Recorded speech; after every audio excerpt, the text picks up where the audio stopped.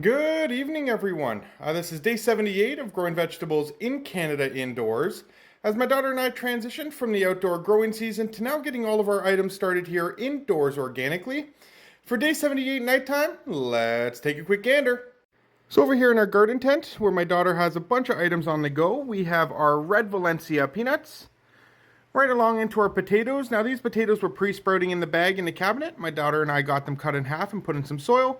What you see here is the potato plant, getting closer to harvesting date. Once a plant completely dies out from the bottom up or the top down, that's a good indication you can dig in your soil and reap your harvest.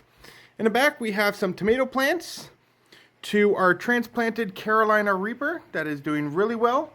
And right beside it, we have some beans. Right up to our little seedlings where we have our red pine ginger shampoo plant seeds, also known as your awapuis. Right beside it, we have some more tomato plants growing. Right beside that, we have one left Carolina Reaper that just needs to grow a bit bigger in order to get it transplanted. And right along to our transplanted Carolina Reapers. As we move on to our lemon tree, this was my father's. He started this all by seed and it was organic. It was one of his favorite plants, and unfortunately with his passing in January of last year, one of his wishes were to give this plant to my daughter and I, which we will cherish forever in loving memory of my father. Forever missed, never forgotten, and truly love, Pops. Over to a few items that we have with just natural sunlight coming in through the front window. We are going to get some more garlic and some other items started even more closer to the outdoor grow season. But right now we do have some more tomatoes. Right along into our awapui plant, again, also known as your red pine ginger shampoo plant, which is native to Hawaii.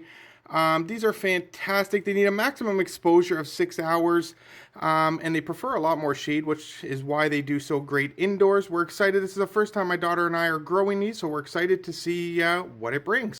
Right along into our tangerine plant. And then to our final plant that we have started indoors here right now. This was also my father's, and again, unfortunately, I didn't have a chance to ask him what this plant was before his passing. I have used a couple of different apps with my daughter that indicate it could be a bay laurel, a form of citrus tree. Nonetheless, my daughter and I are not too worried about it. We're just grateful to have this plant in memory of my father. So once again, everyone, for day 78 nighttime here in Canada, thank you so much for tuning in. My daughter and I really appreciate all the support and the great questions. Keep them coming. Also, if you haven't yet, check out our website at canadianveggies.com for 100% organic items, as well as some of our apparel and some of the services that my daughter and I currently offer. For day 78 nighttime, thanks for tuning in. Have a great night.